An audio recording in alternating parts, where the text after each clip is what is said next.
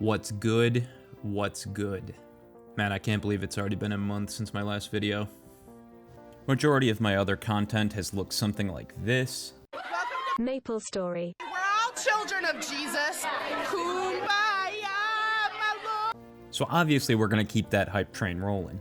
There's a couple things that I want to get out before we get into the video. First being that I am streaming now on Mondays at 7 p.m. Central Time. If you haven't gotten a chance to stop by yet for any of them, here's a sneak preview of some of the good content that you're missing out on. Oh, I still have drop gear on. I was like, why is this so slow? I still have drop gear on.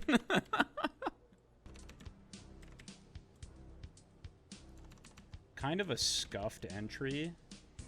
And I still have drop gear on. Please. Why? Don't look at me. No. Apparently I do dog damage in drop gear. I mean, I should have known this, but... Just kill that. Shut the f*** up! I'm trying! Oh my god. He doesn't take damage in my drop gear, man. Please just die. Ah, jump quest. How much health does he have? I gotta hit him. I have to hit him. No, I got it.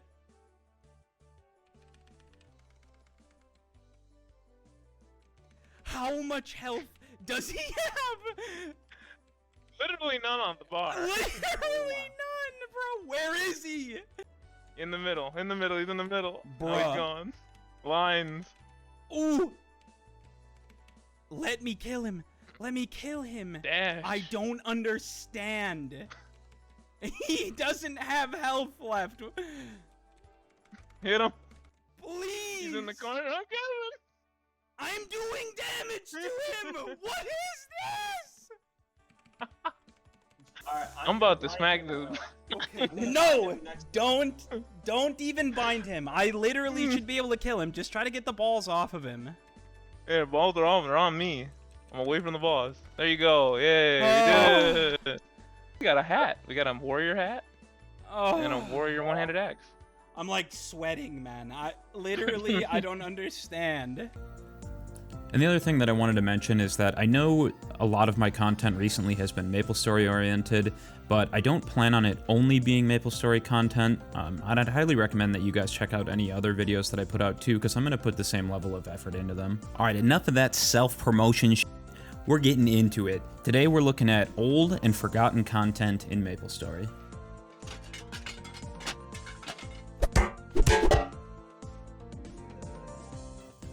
Obviously, there's a ton of forgotten content and removed content. The game's been out for 16 years. So with that said, don't be surprised if something that you think is forgotten and nostalgic isn't in this video. If you want me to cover it, let me know in the comment section below. I don't intend for this video to be a one-off. I'll probably do multiple sections of it. And that's why this video is not really a top 5. These aren't in any particular order. I intend for this kind of to be a series going forwards. With all that crap out of the way, we're going to be looking at the first thing on my list, which is the family system. So the reason why I bring the family system up is it is some old content that I guarantee you old school players are nostalgic about, at least in some type of way. Basically, our current guild system replaced the family system, and that's why it's no longer in the game. One person would set up as being, the leader of the family. They would talk to Captain Al to be able to begin their family. And then you would have 2 juniors that branched off from each person. Each of these juniors could then recruit their own 2 juniors, and it would kind of spread out like a family tree. If I remember correctly, there wasn't even a limit to the number of people who you could have in a family, so long as none of the juniors or seniors severed themselves from the family, it would continue to grow infinitely. I have a theory that that's part of the reason why it got removed. Basically, everybody would just try to be in the biggest families possible, because then all of their benefits would be able to be used with anybody else in that family.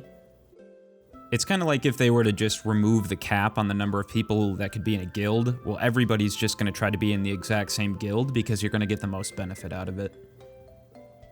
So some things that you got as benefits for being in the guild are being able to teleport to another family member, being able to summon a family member to your location, 1.5 times EXP for yourself, 1.5 times drop for yourself, 2 times EXP for yourself, 2 times drop for yourself, and then varying lengths in time for each of those, along with 2 times EXP for your party, which is kind of crazy, especially for back when the family system was implemented.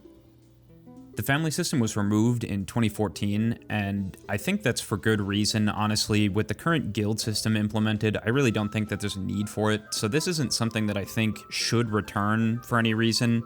It was just kind of a cool thing back in the day. It makes even more sense that it shouldn't come back because if a player decided to leave the family, it would sever off everybody that was their juniors below them as well, so it kind of created some chaos in keeping the family straight. The next thing on the list is something that was also completely removed from the game, which is PvP. Alright, so I know I'm going to get some pushback for saying this, but the thing about PvP is I fucking hated it, right?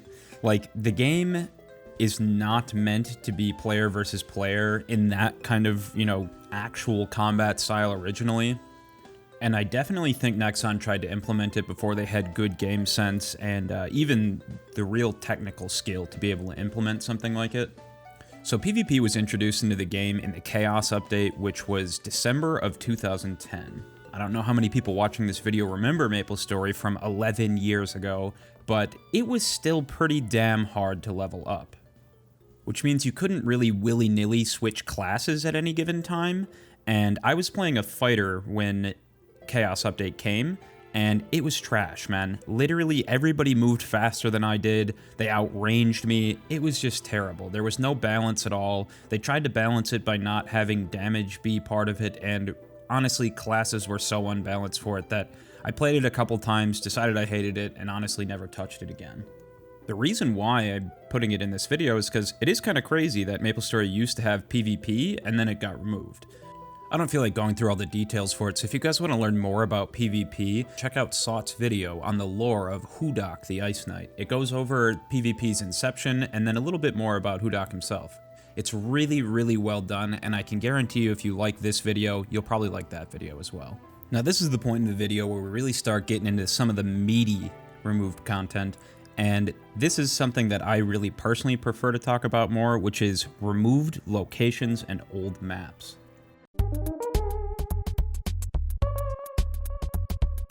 What's good? What's good? MapleStory community, it's me, God. I'm here to bestow upon you one of life's many blessings. Enjoy.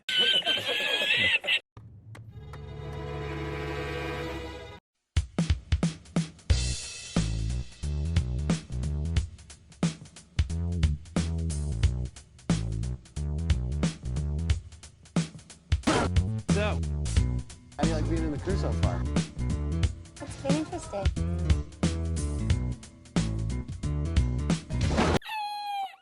Where do I even begin with removed maps? MapleStory has had so many removed maps over the years, and there's absolutely no way I can get an all-encompassing list here. You've got everything from popular training maps like Pig Beach, Forest of Gollum, Henesys Hunting Ground. Honestly, all of the old school maps that are in Victoria Island basically got completely changed. And then you got that to entire areas being removed like Malaysia, Singapore, and even Florina Beach just being completely removed from the game. And it's not even like these places were unpopular to go to. A lot of them had actually very meta training, even a lot of the time when they got removed from the game. Truckers in Singapore were one of the main training spots back then. I remember even MP3, as recently as in Reboot, was completely packed. My personal favorite of these, though, has to be the Haunted House in New Leaf City. On top of having a very cool aesthetic and inception into the game, Haunted House was unbelievably broken for EXP and training. Between scarecrows, jesters, and zombies, you could literally go there at like level 25 and not leave until level 80, and it was good training that entire time. Not all of these maps were even completely removed from the game either. There's still maps that are in the game that you just can't access normally. If there's a character that you have in that map, you could actually hyper rock to them and then save that map to a hyper teleport rock. To be honest, I kind of love collecting these old maps that you can't access anymore in my hyper teleport rock. So, especially if you're in Aurora and you're trying to hit me up with some of them rare maps, let me know, because I'd love to save more of them. Obviously, there's no way I can get every single removed map down here. Please let me know in the comments what your favorite removed map, removed training, etc. I love to hear all of them, and honestly, it might make it easier for me to make a second video. Speaking of removed meta training spots, the next thing on the list is party play and party quests. Look how they mess with my boy. I don't know why Nexon despises party play and party quests so much, but they're definitely in shambles compared to what they used to be. Some PQs definitely fall under the forgotten content. I mean, LPQ, KPQ, all of those are kind of just ruins from what they used to be. The rewards aren't very good. They're definitely not meta. I'd be surprised if majority of players even know that they're still in the game. And then things like Orbis PQ, something that once was a staple of old school leveling, is now just completely removed. In the days when MapleStory's population was dwindling a little bit, I could kind of understand why PQs were a little bit harder to keep meta, just because it requires a very specific type of environment in each of the worlds to get people playing, and the less people playing, the less other people want to play. But I, for the life of me, cannot understand why Nexon removed party play maps. For those of you that are unaware, there used to be maps where you gain higher percentage EXP for each member that you had in the party. People who played then will fondly remember Lionheart Castle, Second Drill Hall, and Hall of Honor. The reason why players talk so highly of these maps is because it encouraged you to play with other people. The more people you had training, the better everybody's EXP rates were going to be. On top of that, maps were less congested because you could have up to 6 people training in the same map. This means that meta training maps were very much more readily available, especially during double EXP events. And players just seemed to overall like it better because you had a better sense of community and you could chat with other players while you were training. It just made the game feel more alive rather than just solo grinding till your eyes bleed. Unfortunately, a lot of these party play maps got abused with players leeching, and then on top of that, when level 250 was still the cap, players would have levels outside of their EXP range be in their party, so that they were getting the maximum EXP, including all of the bonuses for themselves. If I remember correctly, this was the technique that Inmate Search used to be the first ever character to reach level 250. He even got there before any of the characters playing in Korean MapleStory. The players in KMS had at least like a 6-month head start, so that kind of gives you an idea of how absolutely broken and abusing that EXP system was. I think Zero by Divide also used the exact same technique, but I don't remember where he lined up in terms of KMS players to himself. Maybe if Zong ends up seeing this video, he can give us a little bit more insight. Hello friends, it's Dusk from the future. This is probably like 3 weeks after I recorded the initial audio, but I did a little bit of extra research. It turns out that Zong actually already made a video on this. It's pretty interesting, and I'd highly recommend you check it out if this is something that you're interested in. With that said, given each of their conditions at the time, I can be a little bit forgiving with why they removed party play and PQs. However, I cannot stand the fact that Nexon removed the free market from the game. Man, I have some very fond memories of the free market. I doubt I have too many new players exclusively, just because a lot of my content is basically nostalgia overload when it comes to MapleStory. But if for whatever reason you don't know, the free market was essentially just a shop area. In normal servers right now, we've got the auction house, where players can list items and view all of them, sort by price, etc. I think this is probably the best for the buyer's aspect as far as being able to find items easily without spending a lot of time. So in that regard, I think it's pretty good. But I really honestly wish that they would have done a combination of the two. You would consistently see certain players there, you would see certain shops there, you knew what people would sell for the most part. It felt very much alive. To be honest, I think that the two downfalls of the free market were the first being that any shops had to be paid for with NX. And then secondly, the only way to search other than manually going into every store was also originally NX, and then after that they were still one-time use and pretty inefficient and did not feel very good to use.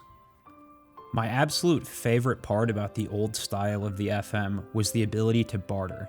It felt like a farmer's market where you could walk up, see somebody's shop, see what they were selling, make an offer, maybe they'd respond to you, or maybe even they were sitting active in their shop, and then you could get a different price on the item that you wanted.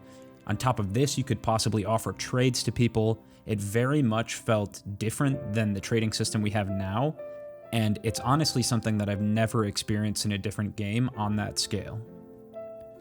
I think the common denominator in a lot of the removed content that I brought up today is definitely community. I used to say that community content in MapleStory was dead. However, the new guild system has 100% changed my mind on that, and is honestly probably the reason why I'm even still playing right now. If you're a new player considering getting back in, but you're not really liking the solo play aspect that a lot of MapleStory has become, I'd highly recommend doing your best to try to get into an active and semi-popular guild. This can really change your gameplay experience. On top of some really nice bonuses and fun active community gameplay elements that guilds bring in, things like Discord also give you a really nice hub to be able to communicate with your guild members and set things up. If you guys like this video, or if you have any other nostalgic content that you want to talk about, like I said, let me know in the comment section below. I could talk about MapleStory content forever. Thanks for watching, guys. If you know any friends that really like this kind of thing, honestly, people viewing the video is all I can ask for, and I appreciate all the love that you guys have given me on previous videos. Okay, bye!